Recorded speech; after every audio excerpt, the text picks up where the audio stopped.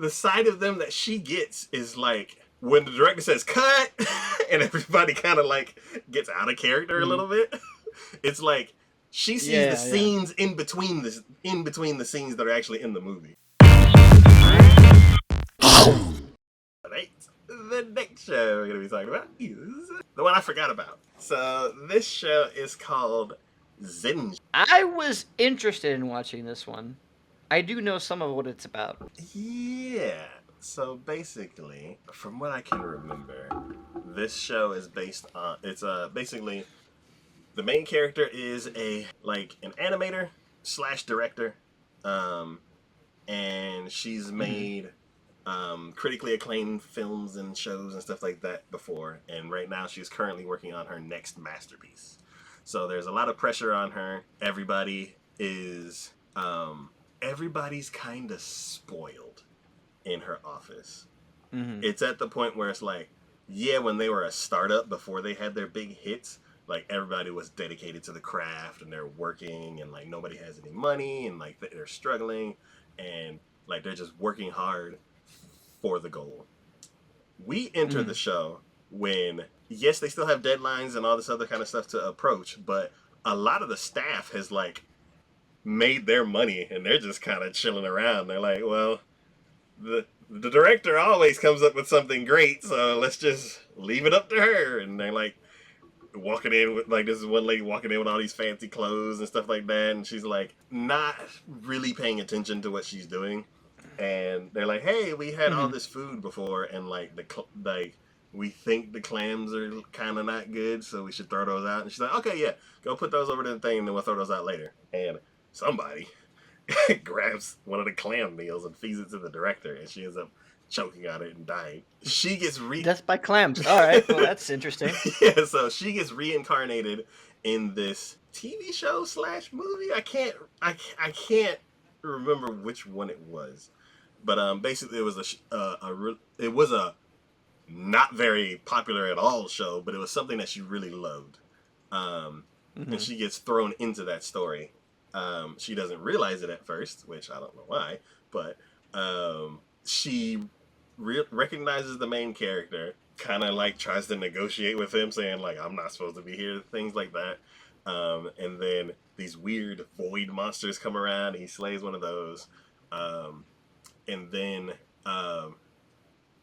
it's kind of weird because it's like if you think of like a show like this that's maybe catered towards kids and stuff like that, Mm. the heroes and the sidekicks and their whole group, they're all like happy and like, hey, we'll help you and save you and all this kind of stuff. But the side of them that she gets is like when the director says cut and everybody kind of like gets out of character a Mm. little bit.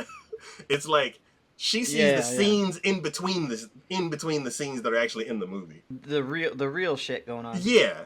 So they kill the monster and then they go off and they're about to head back into town and she's like, "Hey," and they're like, "Yeah, you'll find your way," and just leaves her. And I'm like, "What the hell?"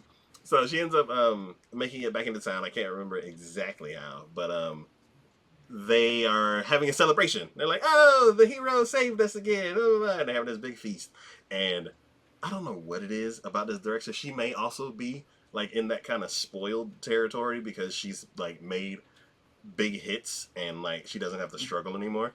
So she kind of, and also she's the Mm-hmm. director, so she's kind of like the boss of everybody.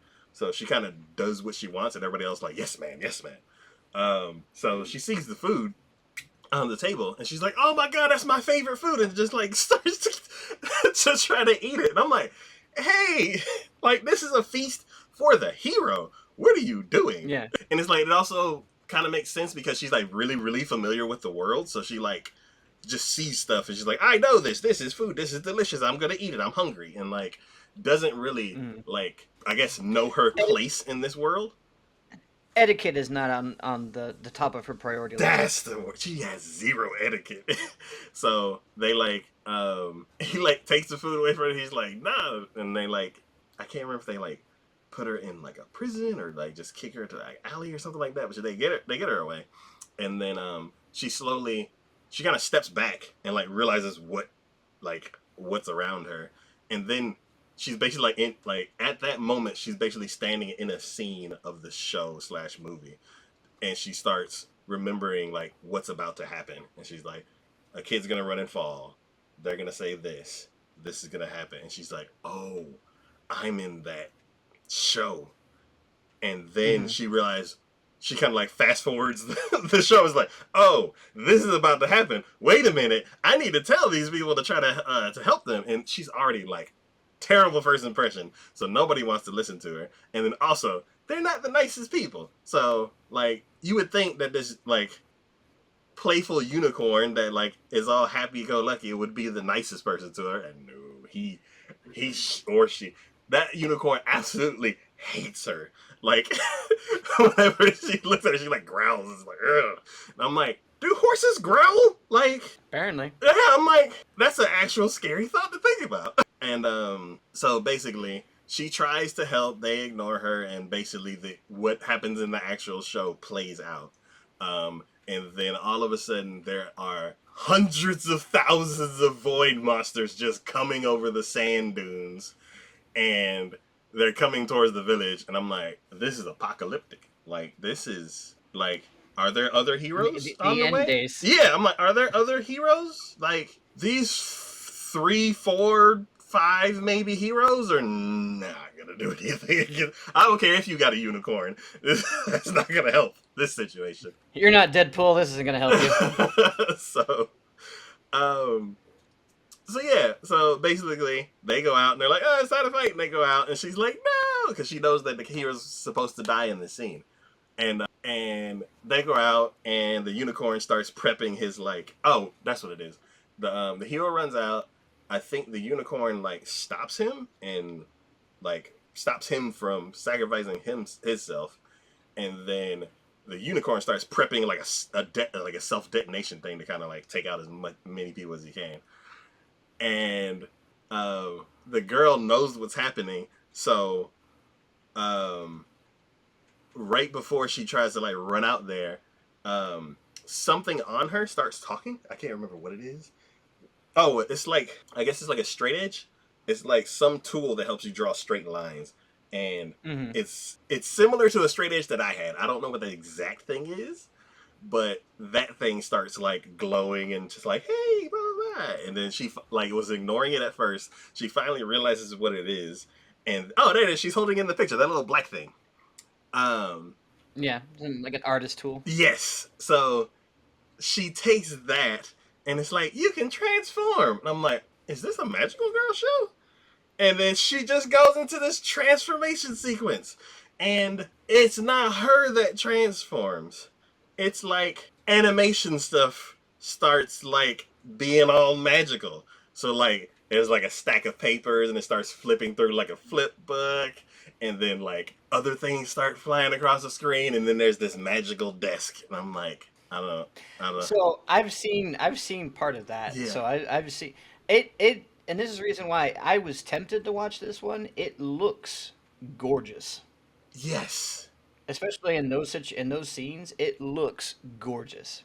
Yes. So like that starts happening, and then she like jumps onto the desk, and it's about to start making some stuff, and I'm like, okay, and she just starts just drawing her heart out, and I'm like, okay, and then she pauses for a second and sharpens the pencil, and it starts drawing. I'm like, no, no, no, no, no, no, no. Why do you need to sharpen a magical pencil? Magical pencils should just always stay sharp. They're magic. What the hell? So that threw me completely out of it. Your magical pencil's not as magical as it should be. I'm like that. I get it. Like, I get it. I get what you were doing, because as far as animators go, I'm like, you're drawing a lot, and you need to sharpening is half the stuff you do. This is an anime wanting to make animators look cool. I I get that part. And it's a unique transformation sequence. It's just the sharpening of the. I'm like, you gotta They're be just you gotta be they're in. just like, we want to do it dramatically. Ah, sharpen.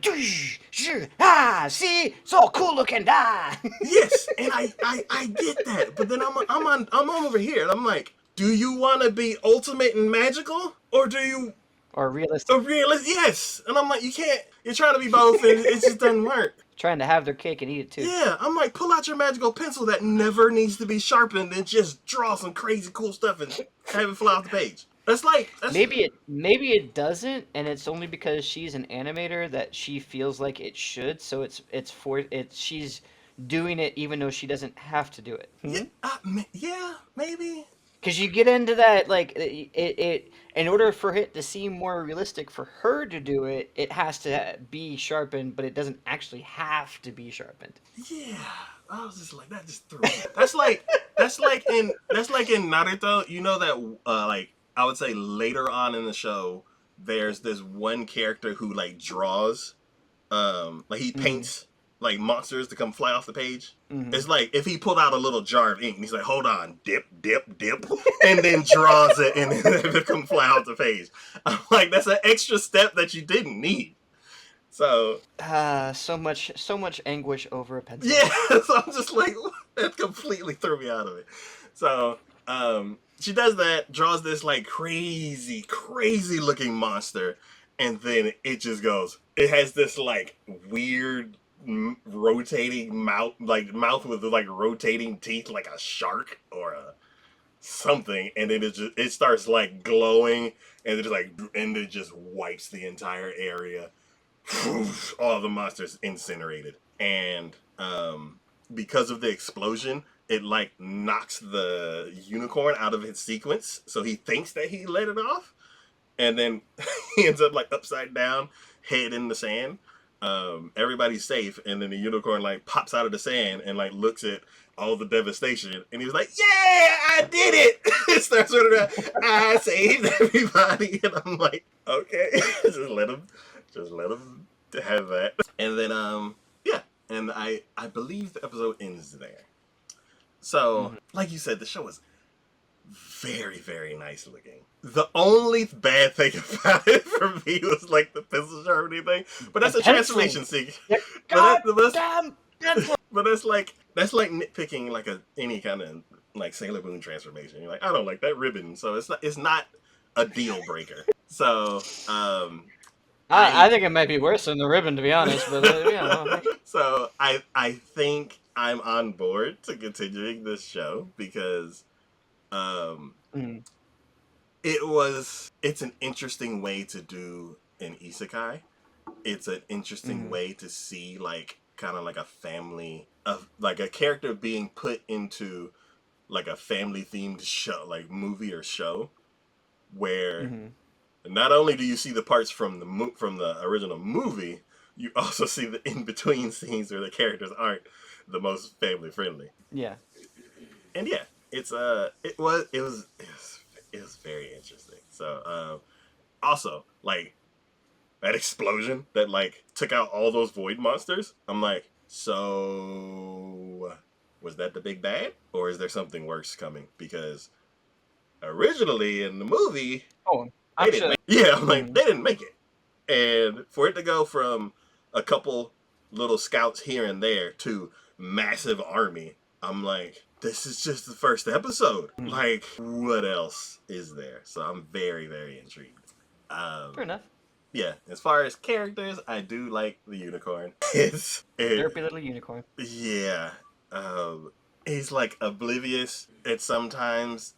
He's like the meanest person I've ever seen at other moments. And then he's so fake every now and then, like, oh hi kids, and I'm like, fuck you, man. So, yeah. Yeah, I think I'm pretty sure I'm gonna be continuing this one. Fair enough.